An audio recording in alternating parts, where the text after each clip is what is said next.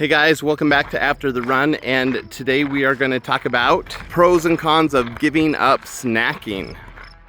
Now the challenge for this week was to simply give up snacking entirely for a week, meaning that between meals you don't eat or drink anything except for water. And your meals can be as big as you want, and you can have dessert with your meals, but give up snacking between meals. So we'll get into that in a minute. Let me just report on how my week went. I did give up snacking between meals, and it had some significant impacts on my week. Lately I've been focused on sleep and improving my sleep, and I slept way better this week. So 5 of the 7 days I had good or great sleep, and the duration of my sleep extended a little bit as well. So I don't know how much of that was giving up late night snacking versus just snacking in general. Maybe I ate a little less, maybe I exercised a little more. All those things probably had an impact, but my sleep was a lot better this week. As far as my cardio exercise goes, I just completed a 7-mile run, and then I'm in the middle of a 3-mile cool down just walking. So I'll have 10 miles total today, and 16 miles of running this week. So that will be my best week of the year so far, is 16 miles. Just running 3 times, 5, 4, and 7. But it feels good. And one of the great benefits of giving up snacking is I could physically pay attention to my body better this week. And so when I ran, I felt a little lighter. There were times where I recognized that I was hungry. Other times that it was easier to recognize when I was full. And I think that's the biggest thing of giving up snacking, is it helps you pay closer attention to how your body feels. And I felt that on my workouts this week. I felt lighter this week. I felt like it was a little bit easier for the most part. Now, it was still hard today. My 7-miler today is the longest I've run this year, and I was planning on doing 8, and I couldn't. It was too hard. But I am feeling better and stronger. I also I played Ultimate Frisbee on Saturday with my son, and then his track season ended this week. And let me just talk about that for a minute, because it inspires this next week's challenge. He is just a skinny teenager, started high school, and is built to be a cross-country runner. Just really slender, but he hates running. And so he wanted to join track because he recognized that there are a lot of good kids on the track team, and he wanted to be around good kids. And I'm proud of him just for making that decision. But then he decided that he wanted to be, of all things, a thrower. So he is not the build for a discus thrower or a javelin thrower or a shot putter. But this track season, he was a thrower. He did the javelin and the discus.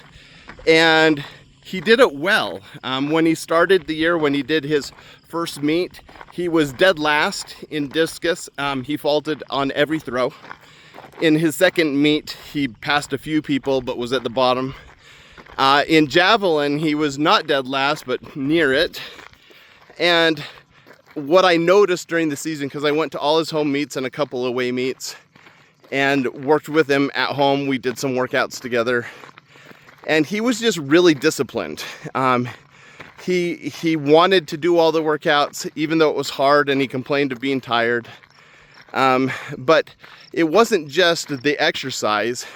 His coaches obviously told him he needs to bulk up, and he took that seriously. So he ate more, but he didn't eat junk. He started putting a lot more protein into his diet and being intentional in what kinds of protein he got.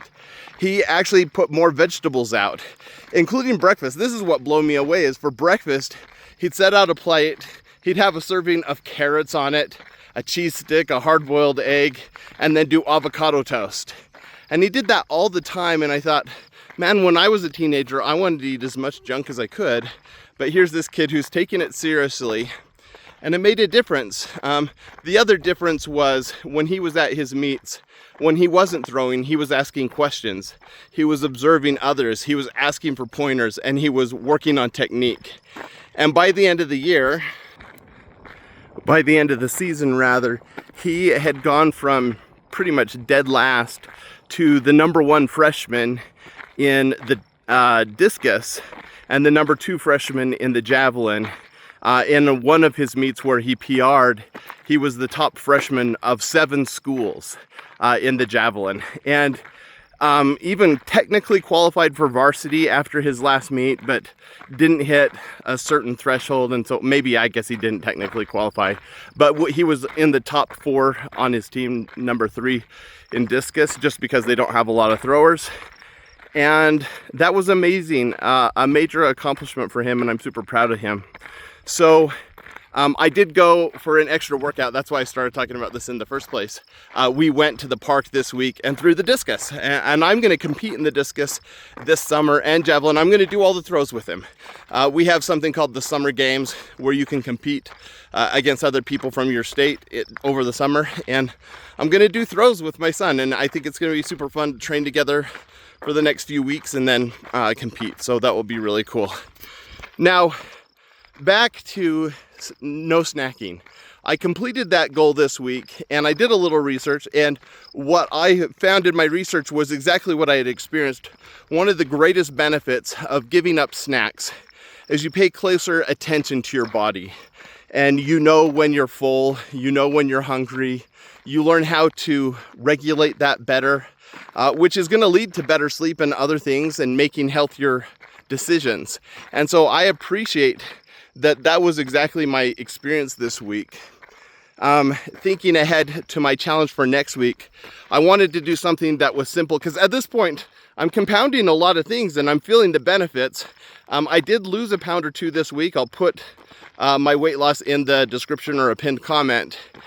But more important than the weight loss, I'm feeling better. I'm more capable of doing physical things.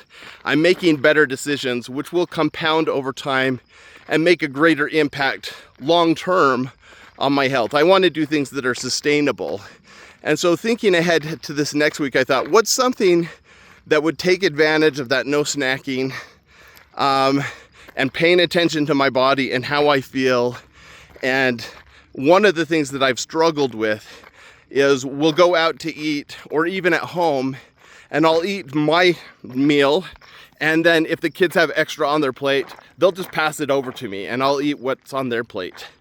And I thought, I need to stop eating when I'm full. Yesterday, I had this experience where we went out to eat, we were celebrating something, and when I got done with my meal, my daughter gave me the rest of hers, and I was full at that point. I probably shouldn't have eaten anything. And so I need to learn how to say no. And one of the ways that I want to try that this week, so this is the challenge for the week, and I want you along for this ride if you're willing to do it with me, is I'm going to front load each of my meals with the healthiest parts so that I make sure that I'm getting the nutrition that I need. For me, that means the hardest part is vegetables. So I'm going to eat my vegetables first, and I'm going to try to do that with every meal, even breakfast. And I'm going to front load with vegetables, and then when I'm full, I'm going to stop eating. Now, if there's something I'm really looking forward to as part of that meal, maybe it's dessert, maybe it's like I love chicken wings or whatever. Maybe it's something I'm looking forward to. I can bag that up, put my name on it, have it as leftovers with my next meal when I'm not full. But I really want to stop eating when I'm full this week. So that's my challenge, and it's a holiday weekend. So it's going to be a challenge for me to adhere to this, but I think long term, this will enable me to eat some of my favorite things, but make sure I'm getting the nutrition that I need so the next day's not a bummer day because I'm feeling gross. And I think I can do this. Now, we're far enough into this podcast. I don't know if this is helping you, but it has definitely helped me.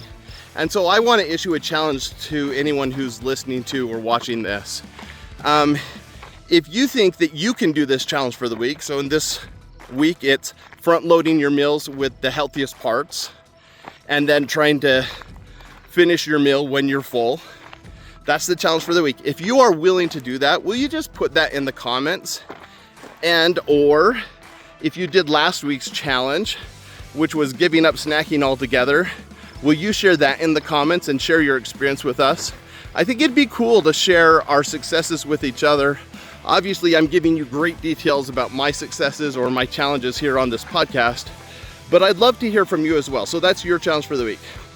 Again, the challenge this week is front load your meals with the healthiest stuff and finish eating when you're full. Good luck. Bye-bye.